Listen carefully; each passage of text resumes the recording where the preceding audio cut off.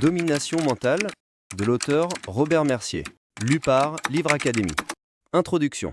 Bien que figée dans un aphorisme, l'idée de Sartre, selon laquelle l'enfer c'est les autres, se fonde sur quelque chose de raisonnable et d'indiscutable. C'est notre prochain qui personnifie pour chacun d'entre nous les hauts et les bas de l'existence. Et si les bas nous semblent plus nombreux, comme les épines sur une rose, les hauts prennent souvent des formes évanescentes, tout comme le parfum d'une fleur. La vie semble vous réserver de perpétuels de convenus où vous ne trouvez pas les mots, même ceux que la rhétorique fournit en abondance. Comme si en tentant d'exprimer vos idées, vous les trouviez soudain creuses, ne méritant pas d'être communiquées aux autres. Vous arrive-t-il souvent de vous comporter différemment, en achetant par exemple des choses dont non seulement vous n'aviez pas besoin, mais que vous ne vouliez même pas? Vous vous sentez comme un intrus en entrant dans une salle pleine, vous écoutez les conversations des gens et ne vous trouvez pas à la hauteur. En équipe, vous avez du mal à imposer vos idées et vos propositions. Aimeriez-vous montrer à vos amis et à votre famille que vous êtes en plein développement personnel, que c'est un engagement qui demande du temps et de l'argent, mais qu'on se moque de vous parce que vous rencontrez des difficultés? Devant un parterre d'inconnus, vous n'osez pas prendre la parole, et gardez pour vous ce que vous avez d'intéressant sans parvenir à le montrer. Et surtout, vous avez du mal à établir le contact avec les gens qui vous attirent, comme avec ceux avec lesquels vous n'avez rien en commun. Apprendre à améliorer nos compétences en communication ne s'apprend pas dans un manuel, tout comme on n'apprend pas à faire du vélo avec un livre. Mais nul ne s'aventurerait en forêt ou ne gravirait une montagne sans guide. Ces guides sont souvent des manuels de survie qui montrent les techniques pour allumer un feu, comment résister aux basses températures, comment s'alimenter en l'absence de nourriture et d'eau. Pour cultiver ses compétences artistiques, comme la créativité, on trouve aussi de précieux manuels qui révèlent les trucs pour s'exprimer, être efficace, convaincant et persuasif.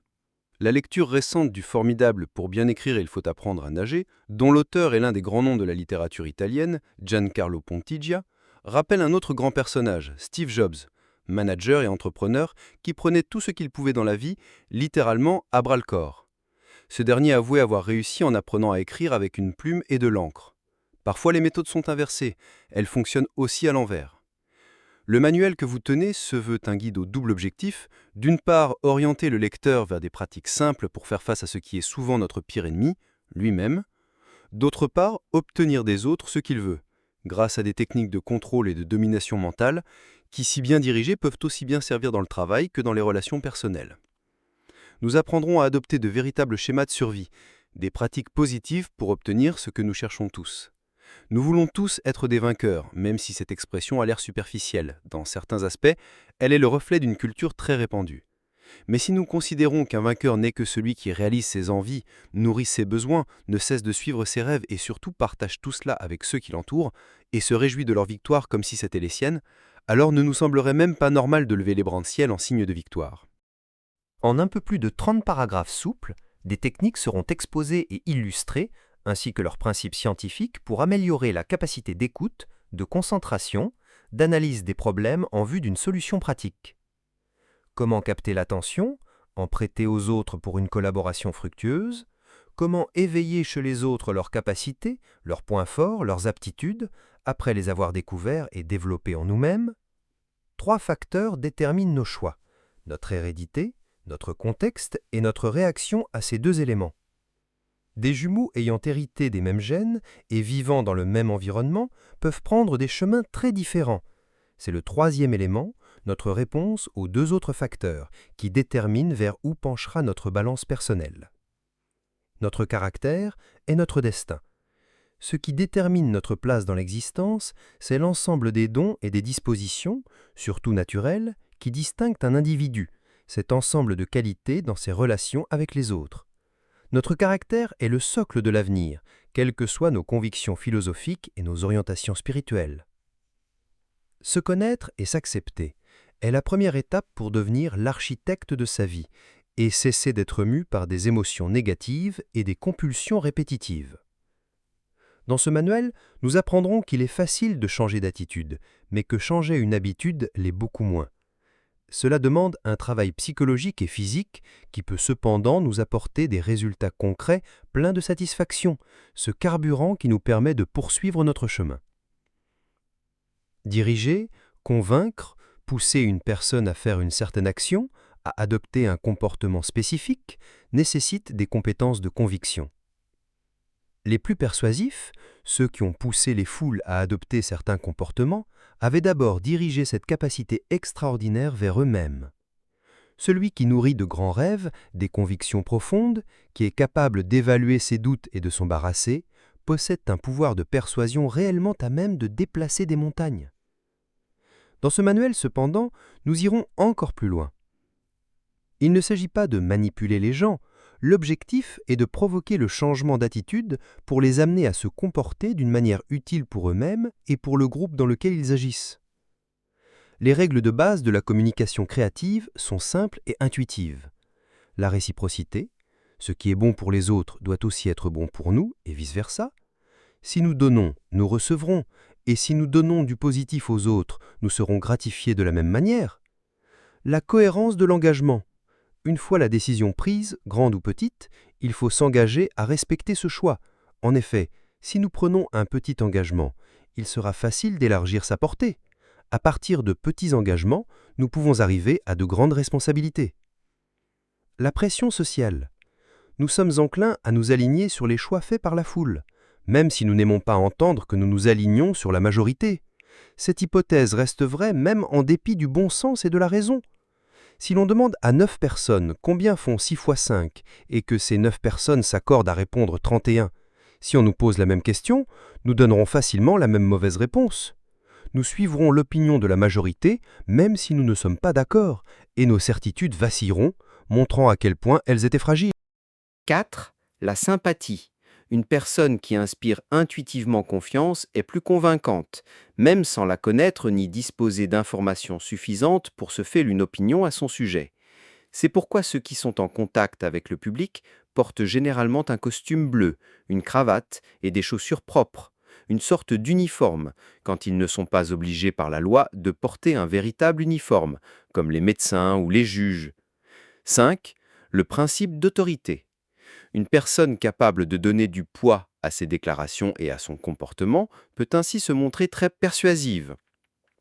Le recours aux témoins célèbres, si ce n'est autoritaire, ne fait que renforcer l'attrait des produits qu'ils parrainent au nom du prestige et de la notoriété qui font de ces personnes des autorités, même s'ils ne connaissent souvent rien aux produits dont elles font la publicité.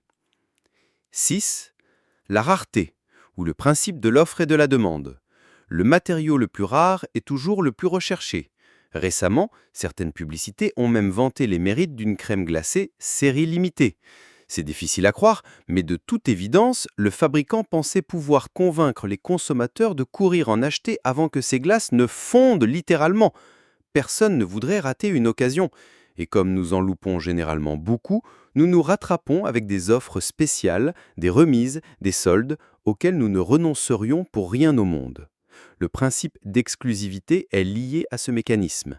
Nous aimons faire partie d'un cercle qui ne compte que quelques membres, même si des millions de personnes mangent la même glace qu'ils pensent être produite presque uniquement pour eux. Ce sont des principes aux implications positives comme négatives. S'ils sont connus et utilisés correctement, ils peuvent donner des résultats surprenants. Le premier d'entre eux est une plus grande conscience de soi et de ses capacités, et par conséquent de celles de ceux avec qui on entre en contact. Robert Cialdini, psychologue de recherche américain, a étudié, codifié puis systématisé ces principes. Nous venons d'évoquer les règles de la communication persuasive. À titre d'illustration, voyons ici les mêmes principes tels que codifiés par le scientifique. La réciprocité, une sorte de gagnant-gagnant, win-win. Je vous donne et vous me donnez. De nombreuses entreprises pratiquent des remises périodiques aux échéances fixes, offrent des cadeaux à leurs clients, leur donnent des produits un certain jour de la semaine, ce qui les fidélise, la rareté. Les gens ont tendance à valoriser ce qui est rare ou exclusif. L'or, les diamants sont aussi précieux parce qu'ils sont rares. Même si personne ne croit au canapé d'une certaine marque proposé seulement un certain week-end et qu'il n'en reste d'ailleurs que quelques-uns, répétés avec insolence chaque week-end, le succès de cette formule, sanctionnée par les organismes qui veillent à la légalité de la publicité, est indéniable et ponctuellement efficace. L'autorité.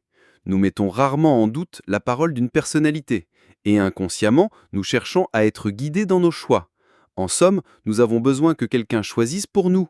nous libère de la pression que les choix nous imposent, au point de préférer et d'accepter des suggestions de quelqu'un qui n'a peut-être aucune connaissance du produit qu'il parraine, comme c'est le cas de nombreux influenceurs de succès qui doivent plus à leur apparence que leur véritable connaissance. La cohérence. Avec le temps, nous avons tendance à affirmer la personnalité que nous avons créée. Si nous sommes impulsifs, nous réaffirmons ce qui nous semble familier, ce qui nous représente. Ainsi, pour gagner de nouveaux clients, nous les étudions pour les accrocher d'une manière qui ressemble au caractère et au modèle de comportement des sujets observés. Le consensus. Nous suivons la masse, la majorité l'emporte et entraîne tous les autres comme un courant fort. Si nous diffusons ne serait-ce que des rumeurs, des nouvelles et des informations tendancieuses et non étayées, et que nous le faisons dans un consensus, beaucoup rejoindront cette même idée. La sympathie. Attirer signifie charmer, pouvoir accrocher les autres, non parce que nous répondons à certaines normes esthétiques, mais surtout parce que, après nous être acceptés et avoir travaillé sur nous-mêmes, nous dégageons du positif, honnêteté, réussite, confiance, cohérence. L'héros et l'héroïne au cinéma ont toujours des qualités physiques et morales auxquelles nous avons tous tendance à nous identifier. C'est ainsi que la combinaison du beau et du bon s'est solidement installée dans notre société. Principes généraux. Un proverbe bien connu de la région de Naples dit « Fais-toi un nom, pas une position », où position veut dire travail ou profession, renforçant la croyance que le monde appartient à ceux qui se lèvent tôt et que l'habit fait le moine. La sagesse populaire veut que celui qui s'est fait un nom ait déjà une position, ou plutôt ait toutes les positions, toutes celles qu'il y désire. Tout bon vendeur sait qu'avant de vendre ses produits, il doit savoir se vendre lui-même. Une fois que notre acheteur potentiel nous aura acheté, nous l'aurons conquis et il acceptera volontiers ce que nous avons à lui offrir. Sauf dans le cas où l'acheteur a absolument besoin d'une chose et ne peut le trouver que chez nous, il voudrait être convaincu, poussé, rassuré, incité à acheter. Une femme ne veut pas seulement acheter un parfum, elle veut un univers, une atmosphère, une ambiance dans laquelle peut-être elles se sont particulières. C'est pourquoi les publicités, plutôt que de s'appuyer sur les caractéristiques objectives du produit, s'efforcent de créer une aura de mystère et de magie. Le poids de nos mots ne dépend pas de leur sens, mais de comment ils sont exprimés. La forme reflète fidèlement celui qui parle, qui communique. Le sens, le contenu, ne vient que de la fusion de celui qui parle et de la manière dont il s'exprime. Un exemple clair pour tout le monde, si un médecin diagnostique une maladie et prescrit un médicament, au-delà d'une deuxième consultation, nous avons tendance à faire totalement confiance à ses conseils. En revanche, si un ami aux quelques connaissances en médecine nous dit la même chose, peut-être dans un langage plus approximatif, nous prendrons de nombreuses précautions avant même de prendre en compte ce qu'il nous dit. Nous ne pouvons pas inventer l'autorité, mais nous pouvons glaner des informations, approfondir, étudier certains sujets qui nous permettent de savoir comment nous rendre convaincants. Cependant, nous pouvons aussi faire semblant. Attention, faire semblant ne signifie pas tromper ou mentir. Quand Robert De Niro a joué dans Taxi Driver, le film qui lui a donné une renommée mondiale, il a travaillé plusieurs mois comme chauffeur de taxi de nuit pour que ses moindres gestes et sa façon de parler soient crédibles. Pour New York, New York, il a suivi des cours de saxophone et lorsqu'il a dû jouer le rôle de Jack LaMotta dans Raging Bull, il a pris des cours de boxe. Bien évidemment, il n'est pas devenu chauffeur de taxi, musicien ou boxeur, mais il a essayé de faire croire de toutes ses forces qu'il était chauffeur, saxophoniste et boxeur. Et ces leçons lui ont aussi apporté des notions qui lui ont permis de donner de l'autorité à ses gestes et de la crédibilité à ses propos. Nous pouvons faire de même en nous projetant des films dont nous sommes les héros. On se souvient de la Valanga Azzurra, l'Avalanche bleue, l'équipe de skieurs italiens qui, entre 1974 et 1979, n'a cessé de remporter des médailles et d'étonner le monde du sport. Cette équipe nationale avait l'habitude de s'entraîner sur deux fronts. D'une part, l'entraînement sur les pistes et en salle, et d'autre part, l'entraînement mental. Les athlètes de cette équipe visualisaient leur course mentalement en répétant chaque geste jusqu'à la perfection. Il s'agit d'un exercice simple. Dans une position confortable, assis ou allongé, fermez les yeux, respirez profondément, détendez-vous et visualisez. La première fois, procédez en 3 étapes. Tout d'abord, visualisez les aspects négatifs de votre communication. Concentrez-vous sur les difficultés, les problèmes, les erreurs quand vous essayez de parler aux autres dans la situation qui vous pose le plus de difficultés, en public, ou lorsque vous essayez de proposer quelque chose ou dans une relation. Deuxièmement, acceptez ces côtés négatifs. Reconnaissez qu'ils doivent être changés et modifiés. Enfin, considérez-vous calme, capable de contrôler la situation en parlant aux autres. Écoutez-les, proposez vos idées, vos gestes sont détendus, votre voix claire, ce que vous dites est convaincant. Il faut ensuite revoir tous les jours ce film de vous détendu et confiant. Juste la troisième étape, quelques minutes chaque jour, pendant environ 1 mois. Après cela, cette habitude mentale deviendra une seconde peau, non pas comme une armure, mais comme quelque chose qui nous appartient. Entre-temps, vous n'aurez pas cessé de préparer, d'étudier, de connaître et d'approfondir tout ce dont vous avez besoin pour enrichir le contenu de cette nouvelle image de vous-même. En résumé, en transformant le qui, l'image de nous, nous pouvons directement transformer le comment, la forme, notre façon de communiquer, en parvenant à remplir de sens le quoi que nous communiquons, sans oublier de l'enrichir de notions, d'informations, de connaissances, de savoir-faire. L'obtention de certificats, diplômes, licences, masters, cours de remise à niveau ou de perfectionnement cultive notre estime de soi et nous fait grimper dans la considération des autres. Chaque objectif fixé et atteint est un accomplissement qui nous rend meilleurs, plus confiants, plus capables. Il augmente et atteste de notre qui. Chapitre numéro 1. Qu'est-ce que j'y gagne ? Thomas Harris, psychiatre américain devenu célèbre dans les années 1970 grâce à son manuel d'auto-assistance, dans son ouvrage I'm OK, You're OK, rejoint les travaux de Berne pour tenter de simplifier le langage parfois obscur et complexe de la psychanalyse. Dans son livre, il souligne les relations déséquilibrées, toujours en faveur de l'un ou de l'autre selon le pouvoir qui est géré ou exprimé dans l'échange, afin de les ramener sur le terrain d'une harmonie capable de concilier les besoins et les exigences de tous les acteurs d'une relation. Il faut partir de l'hypothèse qu'une personne équilibrée est avant tout une personne qui sait accepter. Elle n'est pas sévère, rigide avec elle-même ou, au contraire, d'une auto-indulgence artificielle, mais elle est capable d'accepter ce qui est bon en elle comme ses propres limites, voire d'essayer de les dépasser. Une personne présentant de telles qualités aura tendance à considérer les autres comme elle-même. Si je suis bien, les autres aussi. Si je suis bon, les gens qui m'entourent aussi. On peut aussi finir par considérer les autres comme des vainqueurs et nous-mêmes comme des perdants. Je ne suis pas bien, tu es bien. Tout aussi souvent, sinon plus, on retrouve l'attitude de ceux qui pensent posséder des qualités dans un monde où, au contraire, personne ne vaut grand-chose. Je suis bien, tu n'es pas bien. Celui qui est convaincu de ne pas être assez bon sera enclin à déprécier ce qu'il fait ou ce qu'il pense. Il recherchera toujours l'approbation des autres, ne prendra jamais d'initiative, convaincu que tout ce qu'il fait est mauvais. En revanche, celui qui considère que les autres ne sont pas à la hauteur sera auto-centré et ne laissera pas de place aux autres, il ne cessera de contrôler ses collaborateurs.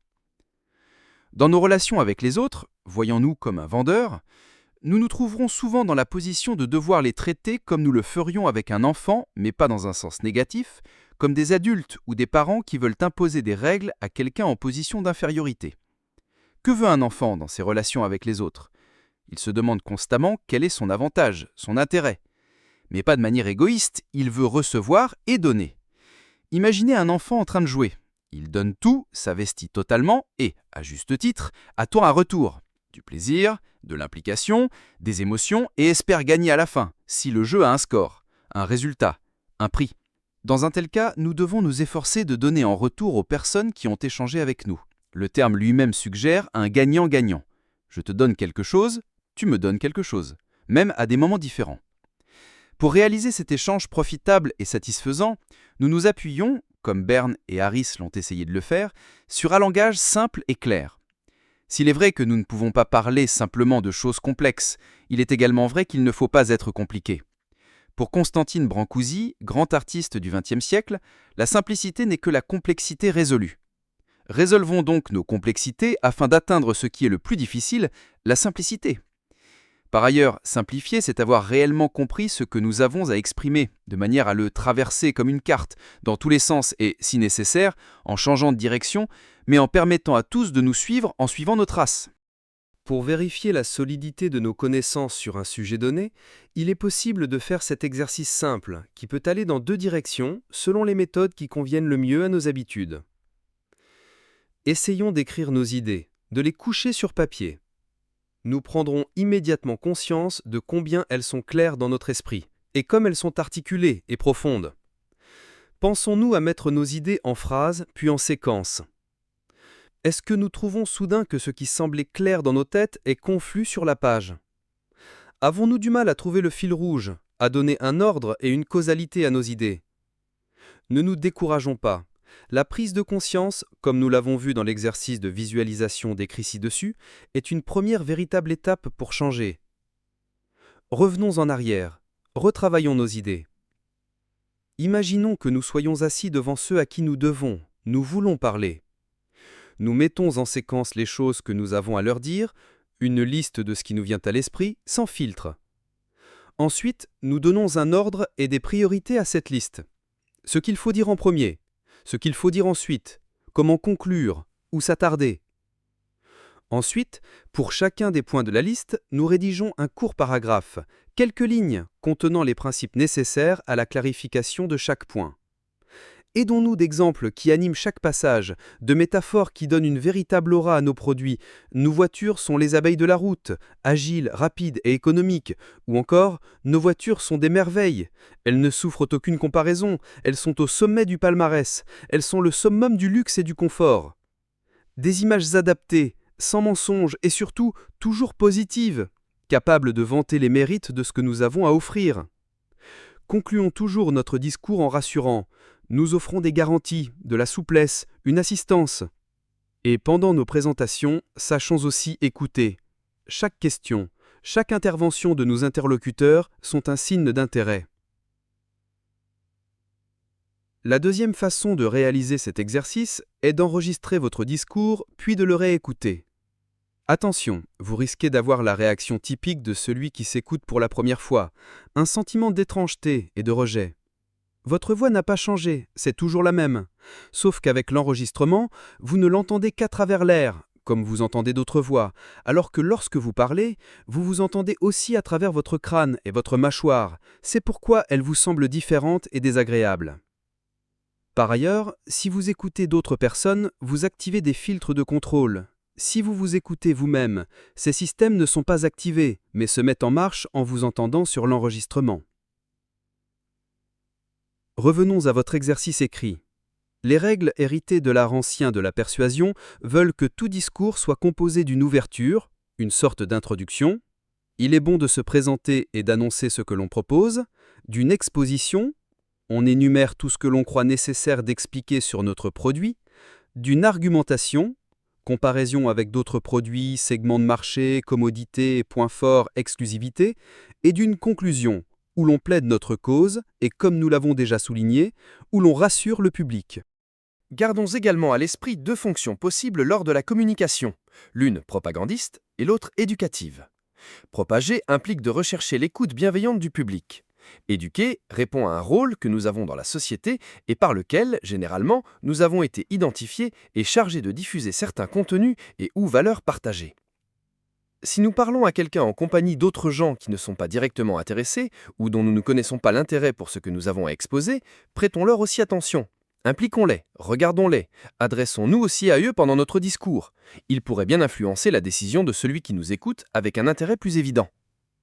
Lorsque nous parlons en public, ou même simplement dans une conversation, n'oublions pas que nos arguments s'adressent généralement à un public immédiatement identifiable, ceux qui nous écoutent, et non pas aussi à un public plus large. Et vice-versa, un député qui exprime ses idées au Parlement s'adresse au président de l'Assemblée, mais surtout à ses collègues, partisans ou opposants. Mais il sait qu'il y a aussi une opinion à convaincre, et souvent, à travers les médias qui sont constamment à l'écoute et agissent comme des amplificateurs, des critiques ou des censeurs, nous aussi, après avoir convaincu ne serait-ce qu'une seule personne du bien fondé de nos idées ou de nos produits, nous considérons généralement que cette personne diffusera nos opinions et la considération ainsi obtenue, le jugement et les impressions que nous aurons créées chez elle, augmentant ou restreignant ainsi notre zone d'influence. Chapitre numéro 2. Nous agissons selon l'émotion qui nous anime. Nous agissons en fonction de nos émotions, ce qui nous pousse à la décision est plus une pulsion émotionnelle que rationnelle. Mais attention, les émotions sont aussi un terrain fondamental pour nos choix raisonnés. Selon William Blake, poète et artiste anglais de l'époque romantique, le cœur a ses raisons que la raison ignore. Nous devrions aussi apprendre à connaître ces raisons du cœur. Mais pas seulement, celles du système nerveux entérique sont également fondamentales, c'est-à-dire celles du système formé par le tractus gastro-intestinal, le pharynx et l'œsophage, que l'on a surnommé notre deuxième cerveau. Ce cerveau, notre intestin, comprend près de 600 millions de neurones, pratiquement autant que l'ensemble de la moelle épinière. De plus, il existe une relation directe entre la présence de bactéries dans notre organisme et le système nerveux entérique. Il y a plus de bactéries dans ce système que dans le reste de l'organisme, des milliards de bactéries que la science étudie pour voir dans quelle mesure elles influencent directement et indirectement les sentiments et leur formation. Une chose est sûre, une expérience menée en Grande-Bretagne a montré que les juges accordaient plus facilement la liberté provisoire aux accusés après le déjeuner qu'à jeun. Tenons-en compte lorsque nous programmons une réunion d'affaires. Et les images traitées par le cerveau activent des zones qui déclenchent des émotions, peur, joie ou mélancolie. Elles ont différentes conséquences en nous, sécrétion de certaines molécules par les glandes endocrines du cerveau et du corps, déclenchement d'actions, la relaxation musculaire dans le cas d'émotions joyeuses, adoption d'expressions, un sourire. En outre, et c'est ce que nous souhaitons souligner ici, les émotions suscitent en nous des idées et des plans d'action. Prenons quelques exemples. Dans le cas de la tristesse, la pensée est ralentie, ce qui nous pousse par conséquence à nous attarder sur ce qui a provoqué l'émotion négative.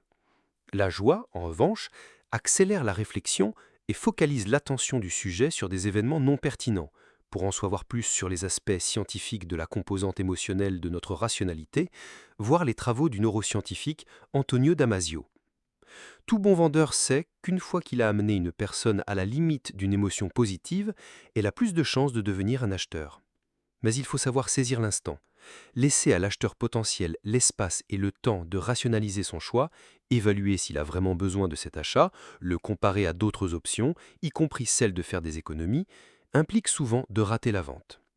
Il nous est tous arrivé d'entrer dans un magasin, de repérer un produit, de demander des renseignements, puis de décider de revenir plus tard et après réflexion de ne jamais revenir.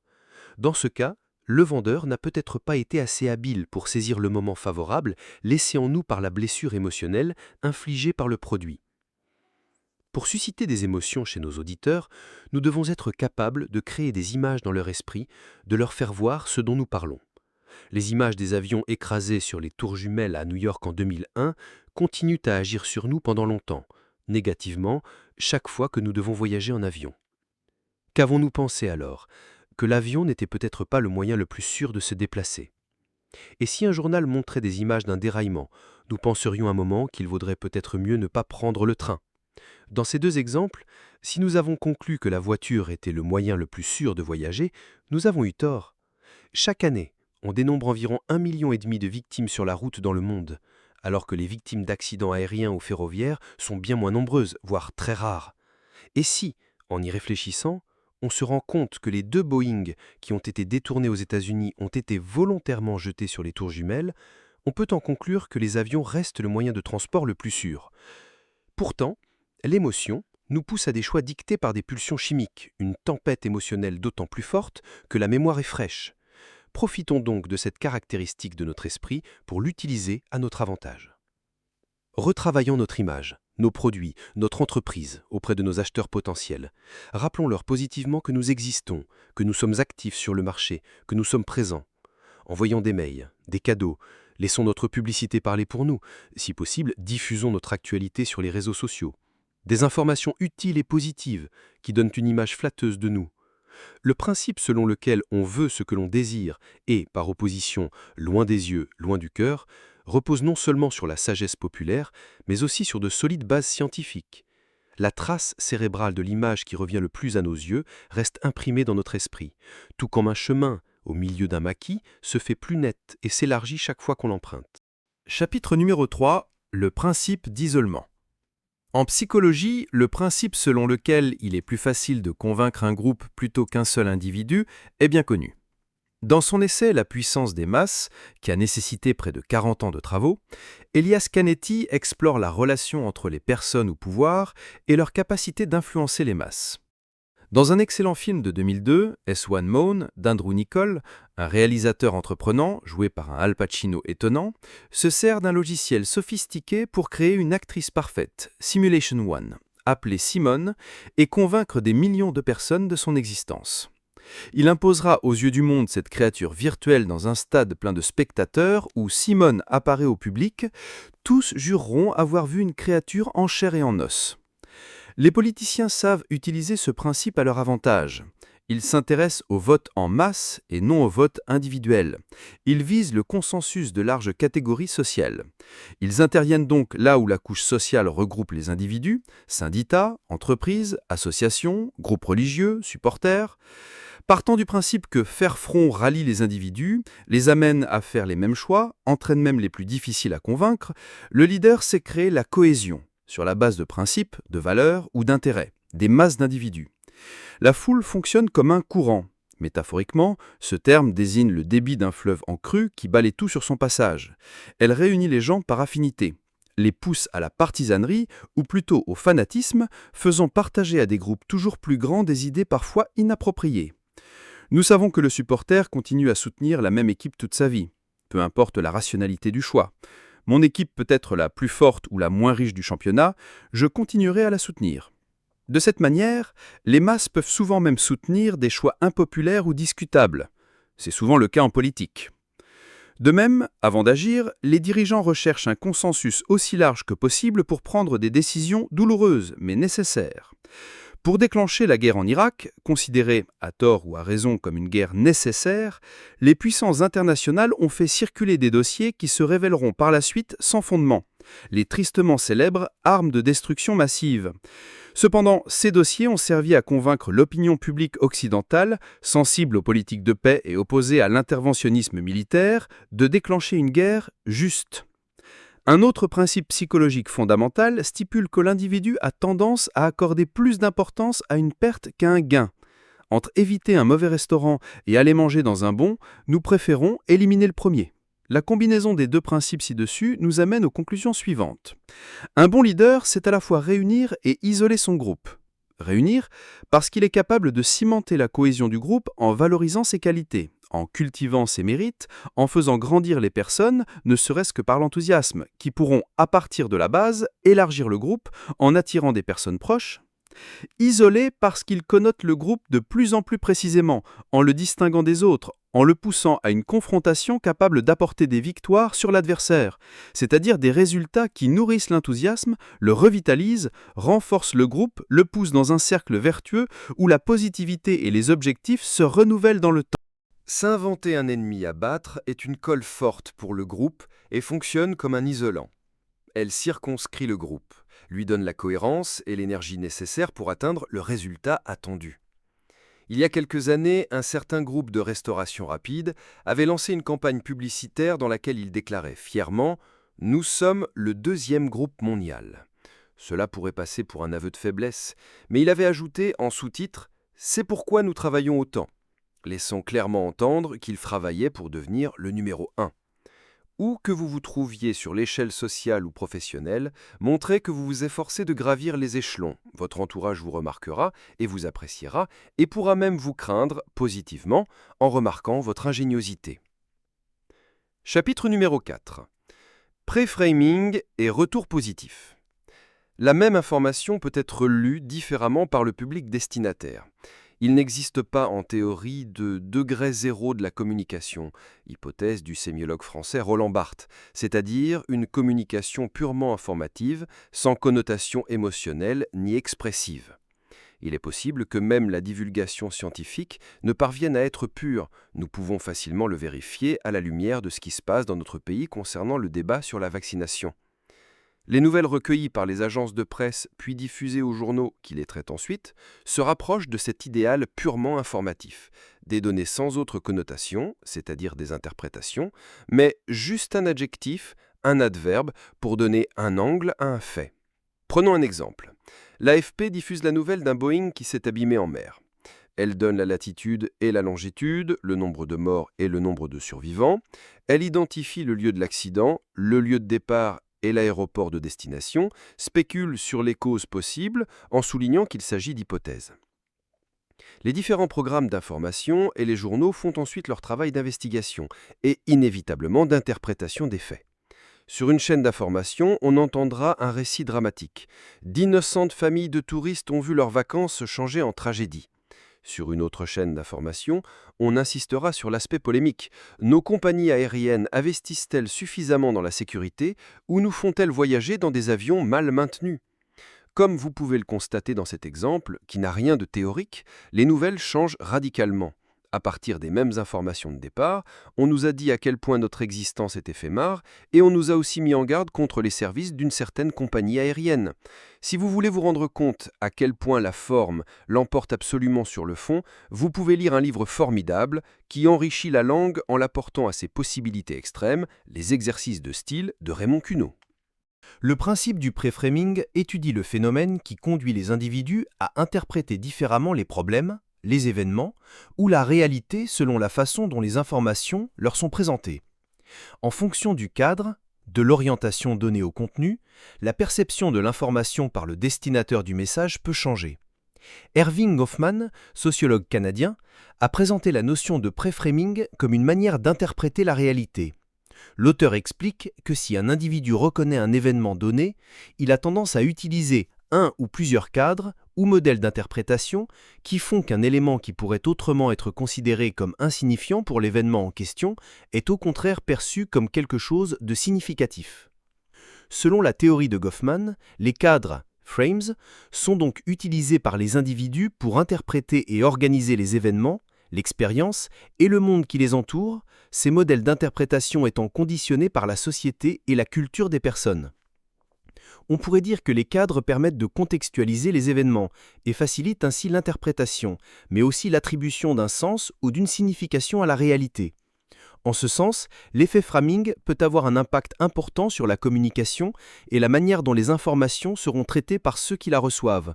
Nous en déduisons les implications possibles dans le domaine du marketing, c'est-à-dire en termes d'effets relatifs sur la perception des publicités par les consommateurs. Par exemple, les effets de la mise en valeur de certaines caractéristiques d'un produit au détriment d'autres. Lorsque nous croyons qu'une prévision va se réaliser, nous avons tendance à voir n'importe quoi comme sa preuve. Par exemple, si nous voulons bien accueillir un nouveau membre de notre groupe social, nous parlons de lui en termes positifs, avant qu'il ne se présente lui-même. Ainsi, chaque geste, chaque parole, chaque intervention sera positivement perçue et considérée comme une preuve. Elle fonctionnera comme un préframing, influençant la perception future. Cette technique fonctionne également dans l'autre sens. En effet, selon certains principes analysés dans ce livre, si l'on veut que quelqu'un soit mal perçu, cette technique devient encore plus efficace. Chapitre 5. Le principe d'inversion. Si nous pouvions connaître le lieu où nous mourrons, nous choisirions très probablement de ne jamais nous y rendre. Pourtant, de nombreuses histoires, de nombreux contes sur la mort, notamment orientaux, relatent ce même épisode, parfois de manière différente. Titus voit la mort s'approcher et s'enfuit pour échapper à son destin féroce vers une ville lointaine. À la fin du mythe, on apprend que la dame en noir chevauchait pour dire à Titus qu'elle le rattraperait le jour même dans cette même ville. La mort est parfois dans ces contes surprise par l'enthousiasme avec lequel les hommes se jettent sans méfiance dans ses bras. L'histoire d'Œdipe, de son père Laïos et de Jocaste, sa mère, a quelque chose en commun avec ces histoires. Laïos, pour échapper au destin selon lequel il donnerait naissance à un fils qui apporterait le malheur, éloigne sa femme Jocaste de leur lit conjugal, mais elle le fourvoie en le faisant boire et lui donne ainsi de force un héritier. L'enfant né de cette union, Œdipe, est éloigné du palais puis élevé par des parents adoptifs. Une fois Œdipe adulte, une prophétie lui annonce qu'il sera le meurtrier de son père et qu'il aura une relation incestueuse avec la femme de ce dernier, sa mère. Il fuit ses parents, qu'il pense être sa vraie mère et son vrai père, pour ne pas se rendre coupable de crimes aussi horribles, évasion qui le condamnera à son funeste sort. Le crime le plus grave commis par les personnages de ce mythe consiste à ne pas vouloir affronter leur destin et donc à le renverser. Il le fuit et ainsi se livre à ses mâchoires voraces. Rappelons que même le tout-puissant Zeus, chef de l'Olympe, a pouvoir sur tout, sauf sur le destin, auquel il doit répondre sans s'y opposer. Que pouvons-nous faire pour retourner les faits et les circonstances négatives en notre faveur afin de changer le cours de certains événements ? Une technique bien connue, pratiquée par de nombreux hommes au succès indiscutable, est celle de l'inversion. Par exemple, imaginons que nous prenions part à un événement tel que le G7. Nous réfléchissons à la manière d'aider un pays comme le Mozambique, considéré comme l'un des plus pauvres du monde. Au lieu de cela, demandons-nous plutôt comment nuire au Mozambique. Une fois dressée la liste détaillée de tout ce qui peut nuire à cette région africaine, tâchons d'éviter ce qui figure sur notre liste. Revenons à notre réalité quotidienne. Au lieu de nous demander continuellement et futilement comment réussir, essayons d'inverser la perspective. Demandons-nous comment nous pouvons échouer. Il s'agit d'une question très sérieuse, loin d'être une farce de mauvais goût. En fait, le conseil est de prendre un stylo et du papier et de dresser une liste de choses qui nous font nous sentir mal, nous entravent, nous empêchent de provoquer notre chance et d'atteindre nos objectifs. Écrivons tout ce qui nous passe par la tête, sans filtre, comme pendant une séance de brainstorming où toutes les idées sont les bienvenues, sans préjugés. La question est claire, comment puis-je échouer ? Nous serons surpris de découvrir combien il est facile de répondre à cette question, beaucoup plus facile que la question inverse. Prenons un exemple apparemment anodin. Qu'est-ce que je ne veux absolument pas manger pour le dîner de ce soir ? La réponse négative pourrait effectivement nous aider à choisir un bon restaurant pour y emmener notre femme ou la fille qui nous plaît, puisque, généralement, on attend de l'homme qu'il fasse le choix et qu'il fasse le bon. Vous vous souvenez du principe de la technique de training autogène illustré plus haut, où au début de l'exercice nous devions visualiser les aspects négatifs du problème sur lequel nous voulions nous concentrer ? C'est la même chose ici. Se concentrer sur les aspects négatifs afin de les inverser. Autre avantage de cette technique de retournement de perspective. Nous avons devant nous, bien répertorié, la liste des obstacles que nous nous mettons. En répondant à la question « Que dois-je faire pour échouer ?», nous finissons par énumérer nos comportements négatifs, ce qui nous aide à nous concentrer sur les mauvaises pratiques où nous sommes inconsciemment empêtrés. C'est là un bon moyen d'apprendre à se connaître et de prendre conscience de nos stratégies souvent autodestructrices. Le mécanisme psychologique à la base des comportements que nous illustrons est un processus de manipulation bien connu. Pousser les gens à se comporter de manière opposée à celle que nous souhaitons, dans l'espoir de convaincre le sujet de se comporter justement comme nous le souhaitons. Nous savons tous très bien que dire à un enfant « ne fais pas ça » est le meilleur moyen de le convaincre de le faire. De la même manière, les messages violents sur les paquets de cigarettes ne persuadent jamais d'arrêter de fumer. Le principe psychologique qui régit ce phénomène est connu sous le nom de réactance.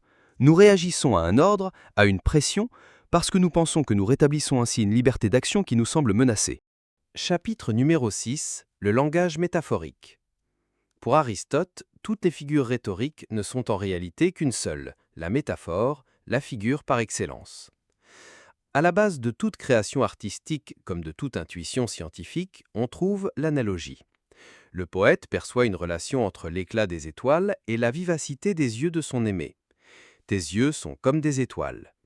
Le scientifique, quant à lui, perçoit la relation entre la masse des corps, leur distance et la force qui les attire, et formule la loi de la gravité. F égale G m1 m2 r2. Il est donc vrai que la force expressive de la métaphore est à la base de toute créativité. Les métonymies et les synecdoques, en effet, ne font que capturer des relations entre des choses différentes, de quantité, de qualité, de partie pour le tout, de nom pour la chose, et ainsi de suite. Aristote a également fourni l'explication la plus claire de la métaphore. Elle consiste à donner le nom d'une chose à une autre.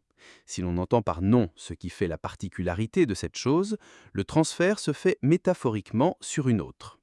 Dans « Tes yeux sont comme des étoiles », le poète transfère la lumière physique des étoiles à une qualité intérieure, la vivacité, l'intelligence et l'énergie des yeux.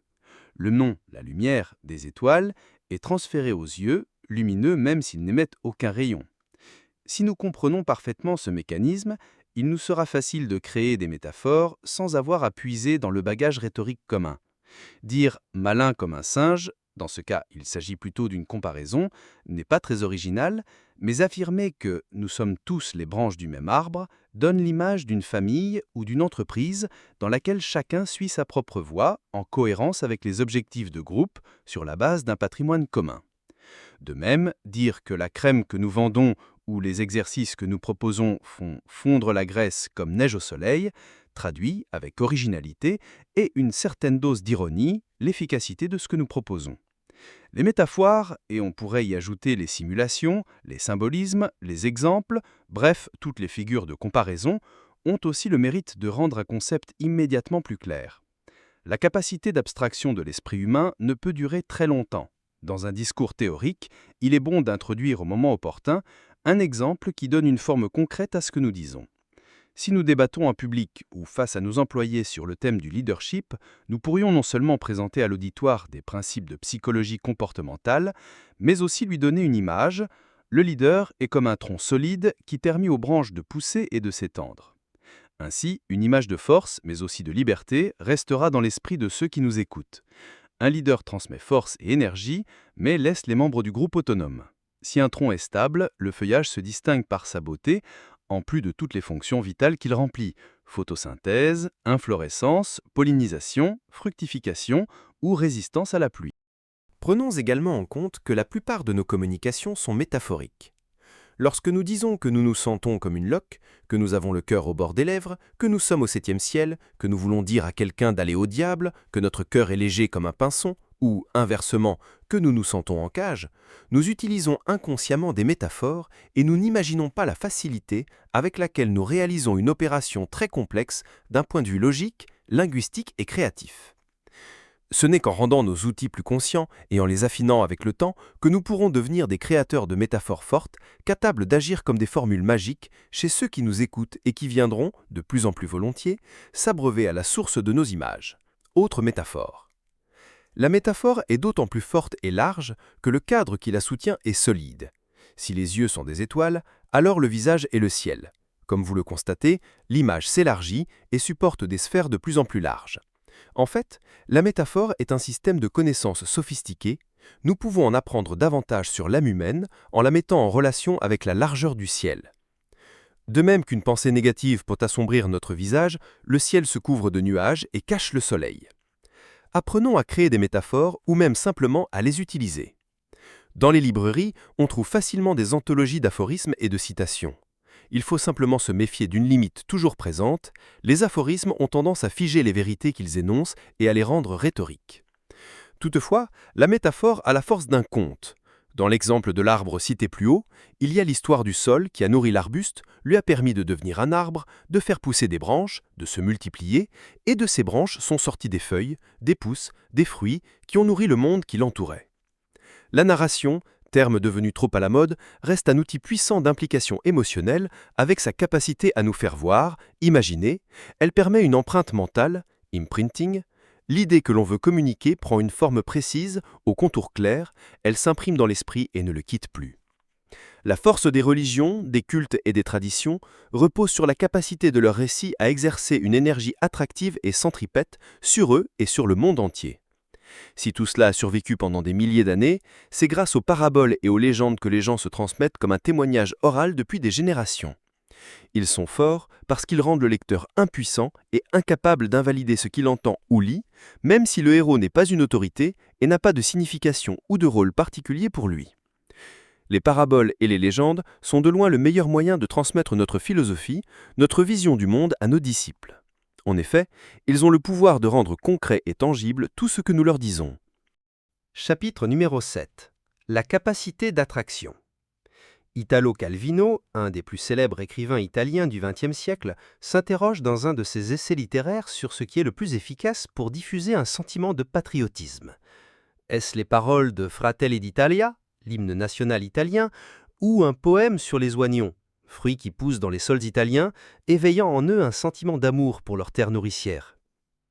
De même, pour convaincre nos clients ou juste nos interlocuteurs que notre produit, service ou proposition sont bons, un dépliant est-il plus efficace que la capacité de tirer les autres vers un monde plus vaste et plus lumineux? Un dépliant, c'est son travail d'information.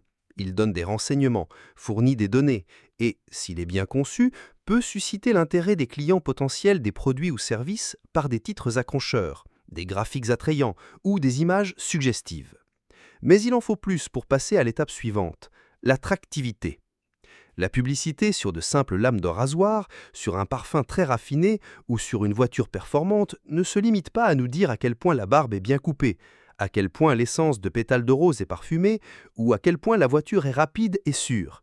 Elle fait bien plus. La publicité nous transporte dans un monde où nous pouvons vivre des aventures, réaliser nos rêves et concrétiser des projets. Gillette, la perfection au masculin. Nous croyons dans le meilleur des hommes. Les campagnes pour les parfums vont même au-delà des mots. On y parle une langue étrangère, et même si nous ne connaissons pas ces langues, nous sommes transportés dans un monde qui nous dépasse. Chez Mercedes, le meilleur, sinon rien. Les manufacturiers encouragent les consommateurs à poser des questions et à exiger des réponses. En achetant un parfum, une femme ne veut pas seulement sentir bon, elle veut être quelqu'un d'autre, une créature à l'aura de mystère capable de séduire les autres. Nous voulons sentir bon, mais aussi être meilleur. Par conséquent, il ne suffit pas de devenir de plus en plus expert dans notre domaine professionnel. Il faut élargir les horizons et multiplier les points de vue. Chaque sujet, chaque domaine de connaissance peut y contribuer. Comme l'a dit José Mourinho, le célèbre entraîneur qui a emmené ses équipes au sommet, celui qui ne connaît que le football ne connaît rien au football. D'une manière générale, la politique et la religion sont des sujets clivants, et les émissions dites familiales et de divertissement les évitent car elles présentent trop d'inconvénients. Mais parler de spiritualité, de société et d'éthique, ainsi que d'argent, d'affaires, de sport, de loisirs, de goûts musicaux, de cuisine et de santé, peut être l'occasion de communiquer un monde, un univers aux multiples facettes qui ne se limite pas à une sphère unique et utilitaire. Si, grâce à nous, les gens se sentent gratifiés et voient leurs horizons s'élargir, se sentent plus grands, voire meilleurs, ils auront tendance à nous rechercher, à demander à être vivifiés par notre personnalité. L'objectif n'est pas de faire de l'ombre aux autres, mais de les abriter dans une oasis de plaisir où ils pourront satisfaire leur soif et leur désir de grandir. Un bon leader ne se contentera pas de pousser ses collaborateurs à être plus productifs. Il les encouragera sur le plan humain, leur demandera de se mesurer, de s'interroger sur leurs limites et sur comment les dépasser. Il les utilisera comme une motivation. Combien d'hommes d'affaires se rencontrent sur des terrains de golf où se concluent des contrats et des accords ? Le golf est un sport qui est une métaphore de la vie. Un homme, un club et une balle à pousser dans un trou. Elle requiert bonne vue, force, habileté, mais aussi équilibre, proportion et calme. Chapitre numéro 8, le bâton oui, mais la carotte aussi. Une chaîne de restauration rapide bien connue saupoudre littéralement sa viande de sucre. La combinaison de la molécule du pain du hamburger et des bulles d'un célèbre soda, souvent associés au sandwich sur leur menu, provoque une extase sucrée sur la langue et le palais. Tous les fabricants de cigarettes ont l'habitude d'ajouter du cacao au tabac pour rendre leurs produits plus appétissants. Il est bon, après une agréable soirée en compagnie d'une personne qui vous est chère, de lui envoyer un message qui scelle la rencontre de manière positive. Un petit message du type « J'ai passé une bonne soirée en ta compagnie, j'ai été ravi de te rencontrer ». C'est comme mettre un peu de sucre sur la soirée qui vient de s'écouler. Le sucre doit être dosé avec parcimonie.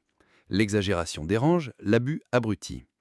En reprenant la métaphore du récit de la narration, nous pourrions dire que toute aventure doit se construire en s'élevant progressivement et en finissant par un point culminant capable de susciter un intérêt qui ne demande qu'à être satisfait. C'est comme ouvrir une brèche chez l'autre et pénétrer dans son être le plus profond. Le secret pour construire des relations durables est de savoir se doser, de susciter l'intérêt puis de le confisquer. Les publicités télévisées profitent généralement de ces modalités. Lorsque le film que nous regardons atteint un moment crucial, plein d'émotions, la scène est coupée et laisse la place aux publicités pour la lessive, la mousse à raser ou la voiture qui vient de sortir. Au moment où nous sommes le plus vulnérables, les messages nous touchent et ont plus de chances de marquer notre esprit. La plaie ouverte en nous par l'attente est une véritable gestalt qui continue à agir sur nous, elle exige d'être refermée. Il nous faut trouver un moyen de la satisfaire, sinon elle continuera à nous prendre de l'énergie. Et nous devons être prêts, lors de la prochaine rencontre, avec le client, avec la personne qui nous intéresse, avec le collègue de travail, à répondre à cette demande. Nous devons pouvoir satisfaire la demande qui nous est adressée et cultiver la relation avec une confiance, un enthousiasme et une énergie renouvelée. Et bien sûr, battre en retraite immédiatement. Chapitre numéro 9. Ne le dites pas, faites-le. Nous avons jusqu'ici largement usé de la métaphore de la narration, et la communication convaincante ne peut se passer des outils de la rhétorique, l'art de la persuasion. On peut construire une bonne histoire selon la règle fondamentale de ne pas raconter mais de montrer. Shakespeare ne pouvait certainement pas se contenter d'affirmer que Hamlet est un homme en proie au doute. Il devait trouver un moyen de montrer les atermoiements de son personnage principal, ses allers-retours dans ses pensées, dans un cauchemar qui lui fait affirmer, puis nier la même chose. Le grand poète savait qu'il devait faire en sorte que ses lecteurs, puis ses spectateurs, imaginent Hamlet errant dans les pièces du château ancestral, comme dans les méandres de son esprit troublé par l'apparition d'un fantôme, l'ombre de son père mort. Shakespeare n'est pas le plus grand conteur de tous les temps, et ses personnages ne sont pas immortels par hasard. Et c'est grâce à sa maîtrise, même si beaucoup d'entre nous ne connaissent pas les détails de l'intrigue du prince du Danemark, que Hamlet a gravé « Être ou ne pas être » dans notre mémoire. Il n'y a rien de plus inutile que le langage, que la communication didactique. Un tableau n'a pas besoin d'être expliqué. Il s'impose par la force de ses couleurs, de ses lignes, de ses coups de pinceau. En effet, les explications figurant sur le côté des tableaux dans les musées se limitent à nous indiquer le nom de l'auteur et ses dates de naissance et de décès, ainsi que le titre de l'œuvre, qui est lui aussi souvent superflu. Nous racontons mais nous montrons aussi, dans tous les sens du terme, ce que nous avons à offrir. Si nous expliquons à un public comment gagner de l'assurance dans ses relations, nous ne pouvons pas ne pas montrer notre confiance, le calme avec lequel nous nous comportons avec les autres et, au bon moment, l'énergie que nous pouvons transmettre par notre voix ou un simple geste, un regard. De même, si nous écrivons un livre sur le sujet, comme en ce moment, nous ne pouvons pas nous limiter à un verbiage bâclé, pétri de simples informations et de listes ennuyeuses. Notre écriture doit plutôt ressembler à une musique jouée par un orchestre, pleine de nuances. Du moderato au prestissimo, du piano au fortissimo, du solo au tutti, de l'interprète unique d'un air à l'orchestre entier. N'oublions jamais que nous communiquons ce que nous sommes, et non ce que nous disons. Il s'agit alors de rassembler toutes les règles en un seul mode d'action. Une fois ces compétences acquises, nous pouvons même ignorer les règles, voire les enfreindre. C'est ce que font tous les grands artistes, qui inventent leur propre grammaire et même leur propre orthographe, même si « autre » doit toujours s'écrire avec AU sous toutes les latitudes francophones. N'allez pas croire que les règles que nous allons illustrer dans ce manuel sont contradictoires, ou pire, schizophrènes. S'il est vrai qu'un produit doit posséder des caractéristiques techniques qui en font la qualité, il est également vrai qu'il faut savoir les décrire grâce à des méthodes attrayantes et originales. Une publicité pour une bière indiquait « Nos bouteilles sont nettoyées à la vapeur » et une publicité bien connue pour des biscuits « Nos biscuits lèvent pendant 24 heures ». Toutes les marques de bière nettoient leurs bouteilles à la vapeur, car c'est le système le plus hygiénique, et tous les biscuits lèvent pendant une journée à peu près. Pourtant, les premiers à avoir non pas revendiqué, mais montré leurs bouteilles en verre empilées sous les jets d'une brume de vapeur, à avoir montré dans une séquence accélérée comment la pâte de ces pâtisseries levait tandis que la lune laissait la place au lever du soleil, ont frappé l'imagination des consommateurs et leur ont mis l'eau à la bouche, espérant pouvoir goûter ces produits si sûrs et en même temps si savoureux. Se contenter de dire, d'énoncer, c'est être bavard. Les personnes qui parlent comme un livre sont de loin les plus ennuyeuses. Les grands conteurs, en revanche, rendent leurs récits imaginatifs. Ils nous semblent toucher les choses qu'ils décrivent, voir les lieux où ils nous envoient et nous font parler aux personnages bien campés qui surgissent de leurs histoires. Ainsi, s'il est vrai que l'action est le moyen le plus sûr de convaincre les autres de nous suivre, alors les mots aussi, s'ils deviennent des mots et non des indications, peuvent exercer un grand pouvoir sur ceux qui nous écoutent. Chapitre numéro 10. Engagement et cohérence. S'il est vrai que les mots s'envolent, les écrits restent, verba volant, scripta manent, alors apposons notre signature sous nos engagements. Dire que l'on va changer est très facile, c'est un jeu d'enfant. Lundi, j'arrête de fumer. En revanche, changer une habitude est compliqué, fatigant, et en vérité, le lundi suivant commencera par une bonne cigarette après le café. Mais si nous prenons un engagement et le sacralisons, il sera plus difficile de ne pas le tenir. Écrivons notre engagement sur une feuille, pas n'importe quelle feuille, mais du beau papier, qui correspond à ce niveau de décision. Écrivons-y de notre plus belle écriture des principes clairs qui ne laissent aucune place au doute sur le choix que nous faisons. Précisons également le jour et l'heure où nous commencerons, puis signons et datons au bas de la page. Utilisons un beau stylo, un stylo plume et de l'encre bleue ou noire. Nous pouvons même demander à des proches d'être nos témoins et d'apposer leur signature à côté de la nôtre. Et chaque jour, chaque semaine, chaque mois, nous les tiendrons informés de l'avancement de nos engagements.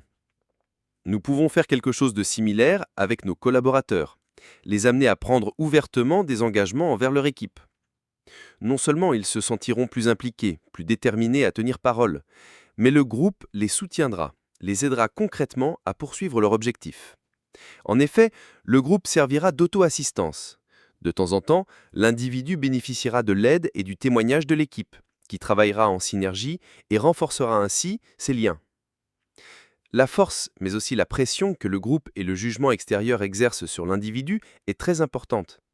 Exploitons le principe selon lequel, une fois qu'un engagement est pris publiquement, de préférence de manière solennelle, l'individu concerné sera tenu par sa promesse. Plutôt que de perdre la face devant le groupe, plutôt que de subir le jugement des autres, il préférera tenir parole. Chapitre 11. L'autorité d'une voix extérieure. Nous sommes des leaders, nous dirigeons le groupe, mais nous ne pouvons pas toujours être ceux qui donnent des directives à nos collaborateurs. Il en va de même dans un cercle d'amis où quelqu'un tire trop souvent la couverture à lui. Même si nous ne sommes qu'un élément plus bas dans l'organigramme d'une entreprise, nous pouvons faire valoir notre opinion. Dans un cas comme dans l'autre, pour diverses raisons, ne pas être en faire trop dans le premier et être accepté dans le second, il peut être utile d'imposer nos idées de manière indirecte. Comme la femme écrante dont Dante se sert dans La Vie Nouvelle, la Vita Nova, pour faire croire qu'il ne s'intéresse pas à Béatrice, mais à une autre dame, afin de préserver l'intimité et la réputation de sa muse inspiratrice, servons-nous aussi de témoins pour nous faire passer pour des intermédiaires de l'idée que nous proposons. Citons le journal où nous avons puisé l'idée, suggérons le nom d'une personne faisant autorité pour la soutenir, dont l'origine peut être très variée. Télévision, livre ou manuel. Parfois, pousser sa persuasion au-delà de certaines limites donne l'impression que l'on recherche le consensus, et cela compromet nos chances. S'appuyer sur une autorité externe peut nous être bénéfique, en lâchant une phrase au bon moment, en obtenant le bon impact sur le public qui sera capable de porter son attention sur un élément externe qui fait autorité, pour faire passer notre message avec plus de douceur, sans risquer l'arrivisme. C'est une accusation souvent portée contre les politiciens et les chefs d'entreprise qui semblent pousser le groupe qu'ils dirigent vers des positions plus utiles pour eux-mêmes que pour la communauté. Laissons de la place aux autres. Prendre du recul de temps en temps peut même être utile. Et parfois, un peu de saine autodérision aide à ne pas se prendre trop au sérieux. Chapitre numéro 12. La fausse liberté.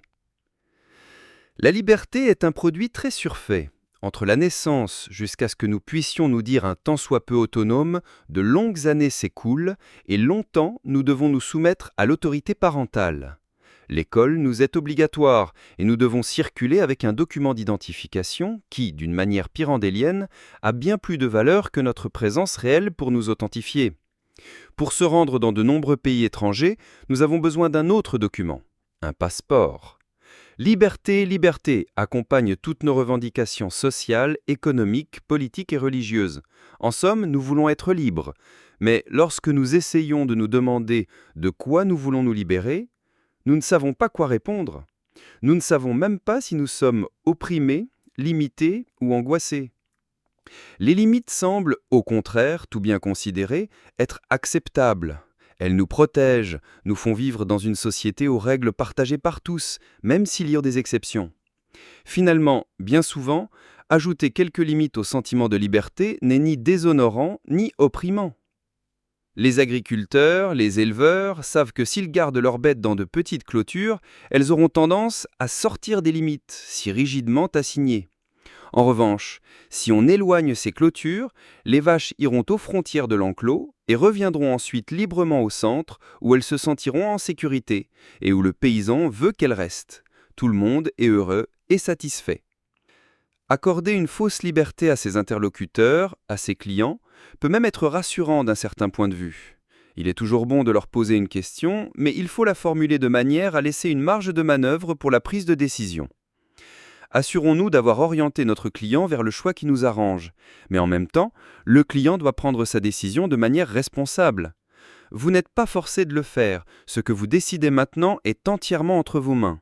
Je veux que vous continuiez votre journée heureux et satisfait de votre décision.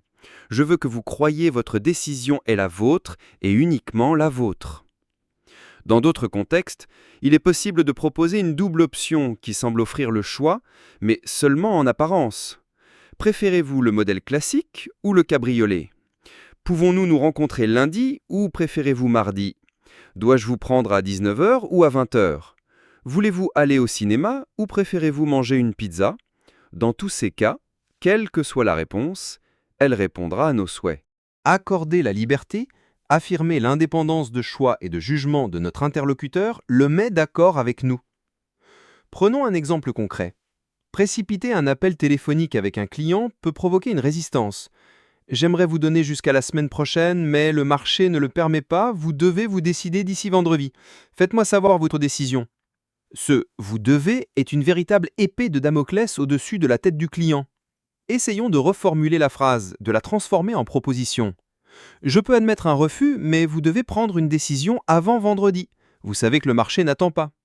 La pression a disparu. Elle est indirecte et ne vient pas de nous. Nous poussons le client potentiel à prendre une décision tout en réaffirmant sa liberté. Nous avons ainsi atteint l'objectif de persuasion. En procédant de la sorte, nous évitons la réaction de rejet de notre interlocuteur, réaction normale pour ceux dont la liberté est menacée. Nous contournons cet obstacle en créant une impression d'ouverture. Chapitre numéro 13. La célébrité à la portée de chacun. La prophétie de l'artiste pop new-yorkais Andy Warhol s'est réalisée. Tout le monde a droit à son quart d'heure de célébrité. La technologie permet vraiment de s'exprimer, de joindre tout le monde et d'être joint en un rien de temps. Tout cela est très simple et très joli, mais prenons garde. S'il est vrai qu'un jeune réalisateur de talent peut tourner un film, au moins un court-métrage avec un téléphone portable, il est aussi vrai que le distribuer n'est possible qu'au prix de nombreux efforts et d'un travail acharné. Même publier un livre est relativement facile grâce aux plateformes d'auto-édition, mais sa distribution est plus compliquée même pour des éditeurs expérimentés. Pour la musique, cela se complique encore. Seuls les plus grands noms parviennent à vendre des disques et des CD, même si les enregistrer est très simple et à la portée de tous. Mais attention, il y a un côté positif à tout ce discours apparemment pessimiste. Nous pouvons exploiter les opportunités du web avec peu d'investissement, en limitant les risques. Internet permet de nous faire connaître, lentement, à partir de quelques contacts. Si ce que nous avons à offrir intéresse le marché, nous pouvons développer ou au moins tester nos produits et nos offres. YouTube permet de publier des vidéos gratuitement. Créer un site ne nécessite qu'un investissement minimal et si nous avons quelques connaissances, nous pouvons en créer un pour rien. Avoir un site internet, y mettre du contenu, produire des vidéos ou des articles, publier même par autopromotion, fournit autant d'outils pour toucher le marché et ainsi gagner en autorité et être considéré comme de véritables célébrités. Ensuite, selon nos capacités, le consensus augmentera proportionnellement. Être présent sur le net signifie être présent au monde. Nous sommes très largement influencés par ce qui se passe en ligne et le monde réel hors ligne confirme ce qui nous vient d'Internet. Apprenons donc à vivre avec ces outils et à les utiliser. Ils peuvent être très précieux et deviendront de plus en plus indispensables. S'y familiariser sans en devenir esclave, c'est avoir de nombreuses cordes à son arc. La force avec laquelle tirer nos flèches et la capacité de faire mouche ne dépendent que de nous.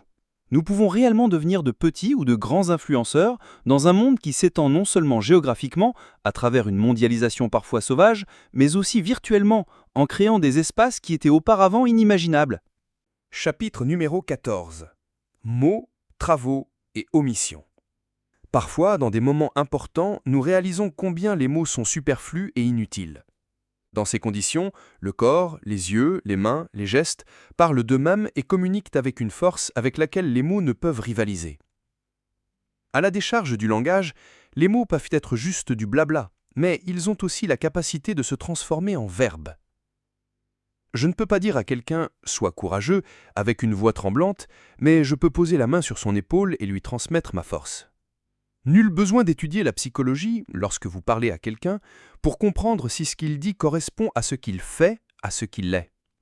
Ces parents qui réclament à corps et à cri des cours d'éducation civique pour leurs enfants et se garent en double file pour les déposer à l'école ou jettent leurs mégots de cigarettes par la fenêtre de la voiture, qu'enseignent-ils à leurs enfants ? Ils les influencent certainement beaucoup plus que tous les discours souvent ennuyeux qu'ils entendent en classe où l'on parle des lois qui appellent au respect des autres, de la terre, de la santé. C'est justement l'école qui peut nous aider à donner de la cohérence au discours que nous tenons. Perdre notre authenticité est le pire que nous puissions faire à nous-mêmes, à la société et à ses structures. Pour Frédéric Dürrenmatt, écrivain et dramaturge suisse, la moralité ne consiste pas seulement à être convaincu de ce qu'il faut faire, il s'agit de transformer cette conviction en acte. Nous avons tous une intuition infaillible pour le mensonge, pour l'imposture, mais notre culture nous pousse à écouter les mensonges qu'on nous raconte. Lorsqu'un voleur, voire un escroc nous raconte, avec un sourire commercial, toutes sortes de bêtises, notre éducation prend le dessus. Bien que notre sixième sens nous prévienne que cette personne ment, nous finissons par la croire et tombons dans son piège.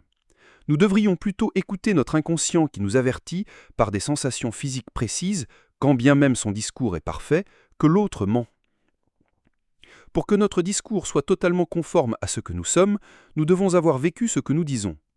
Ne parlons pas de ce que nous ne connaissons pas, ne nous lançons pas sur ce dont nous n'avons aucune expérience, ou alors admettons sans réserve que ce que nous disons est une opinion basée sur des informations et non sur l'expérience. Lorsque nous déclarons quelque chose, assaisonnons-le de notre propre expérience et démontrons par des faits que nous croyons en ce que nous disons. Si nous croyons qu'il est important de gravir l'échelle sociale, rappelons-nous de temps en temps que nous aussi, nous venons d'en bas, d'emplois plus modestes que ceux que nous occupons aujourd'hui. Pour convaincre les autres, rangeons notre bureau, vidons notre corbeille, apportons un café à notre assistante. Nos actes authentiques et simples nous feront apprécier des gens tout comme ce que nous disons, car nous prouvons constamment que nous agissons, que nous savons comment agir et que nous pouvons transmettre notre expertise aux autres. L'expression orale ne doit pas viser la perfection formelle. Maîtriser sa diction, parler de manière élégante, gérer chaque aspect métalinguistique peut faire de nous de bons orateurs, mais pas de bons communicateurs. Il est parfois plus efficace de déranger que de soigner son langage. Si nous parlons à une personne qui bégaie, c'est elle qui nous engage émotionnellement, pas l'inverse. Nous aurons plus tendance à buter sur certains mots que l'inverse. Nos gestes aussi, sans les exagérer, concrétisent et illustrent nos paroles, car d'une certaine manière, les mots passent à l'action. Il s'agit là encore d'un principe qui fonde la puissance de l'image sur la modeste capacité de persuasion des mots pour eux-mêmes. Avec l'action, nous marquons véritablement l'esprit de nos clients, de nos collaborateurs, de nos proches, à qui nous voulons transmettre des valeurs communes. L'exercice d'observation, d'écoute, suivant, peut illustrer la force des mots et des images. Essayez de regarder un programme à la télévision. Puis fermez les yeux quelques instants, ensuite coupez nos sons et ne regardez que les images. Essayez de comparer l'utilisation des mots à la télévision et à la radio. Mais si vous voulez faire cet exercice, il sera plus utile d'écouter une chaîne de radio nationale, par exemple France Inter, qu'une radio qui ne diffuse que de la musique. Vous serez surpris par ce que vous remarquerez grâce à cet exercice d'écoute, qui est également utile pour affiner vos capacités de perception. Chapitre numéro 15. Le miel et le vinaigre. Si nous essuyons très régulièrement des refus, alors nous offrons plus volontiers à notre prochain davantage de vinaigre que de miel. Oui, le vinaigre a bon goût, il sert à assaisonner, on peut lui associer de l'huile, de l'ail, du sel ou du poivre. Mais de là à s'écrier « Oh, du vinaigre, ça me fait bien envie », c'est une autre histoire. Essayez plutôt de proposer à quelqu'un une tartine de miel. Vous avez déjà l'eau à la bouche? Vous avez même couru à la cuisine pour vous en préparer une. Faisons une pause en attendant que vous ayez fini de vous lécher les doigts. Préférons-nous nous présenter aux autres comme une cuillerée de vinaigre ou comme une cuillerée de miel? Notre entreprise, nos produits, sont-ils acides ou sucrés? La réponse semble simple et peut même sembler superficielle à certains égards. Mais ce qui nous fait tomber amoureux de quelqu'un ou de quelque chose est avant tout une apparence, capable de créer une accroche. Nous découvrons les côtés les plus complexes, négatifs de cette personne ou de ce produit, nous acceptons tout le package, mais seulement après avoir été accrochés. On peut tomber amoureux de belles jambes, mais on n'épouse pas seulement de belles jambes. Si c'est un élément superficiel qui nous a attirés, ce seront d'autres éléments qui détermineront nos décisions et compléteront notre choix. Mais en attendant, si nous voulons impressionner, au début, il nous faut de la puissance, comme pour une voiture. La première vitesse pour démarrer et ensuite, successivement jusqu'à la 5e ou 6e vitesse pour rouler. Pour rencontrer une personne qui nous plaît, portons-nous des vêtements ordinaires et anonymes ou un joli pull coloré et une veste élégante? Les emmenons-nous dans un bar quelconque de banlieue ou dans un endroit agréable avec une belle ambiance animée? Par la suite, après avoir appris à connaître cette personne et avoir découvert les côtés les plus intimes de son caractère, voire les plus difficiles, nous pouvons passer du temps avec elle agréablement, ne serait-ce que simplement assis sur un banc. Comment offrir du miel à nos clients, à nos interlocuteurs? Voici quelques règles rapides pour parfumer notre menu. 1. Trouvez des anecdotes et des histoires sur les lieux, les produits que vous proposez, sans exagération, et placez au bon moment quelques phrases ou une blague. Marilyn Monroe a avoué qu'elle n'ait porté la nuit que quelques gouttes de notre parfum. Savez-vous ce que vous ne verrez jamais dans la rue? Une de nos voitures remorquée par un camion de dépannage. 2. Reprenez vos propositions. Un message à l'un de vos clients du type « Nous avons été très occupés avec d'autres clients. Pouvez-vous déchirer la proposition de contrat avec la réduction exceptionnelle ?» pourra servir à lui faire croire que votre proposition a augmenté en valeur. Personne n'aime perdre. Il est parfois préférable de ne pas gagner, mais jamais de perdre. Ainsi, si le client a l'impression de passer à côté d'une opportunité, que vous essayez de lui reprendre quelque chose avec votre message, il fera exactement le contraire de ce que vous lui demandez. Non seulement il ne déchirera pas le document, mais il voudra en savoir plus, demandera des renseignements et vous demandera pourquoi vous faites cela. Dans le chapitre suivant, nous aborderons d'ailleurs plus en détail le sujet de la perte.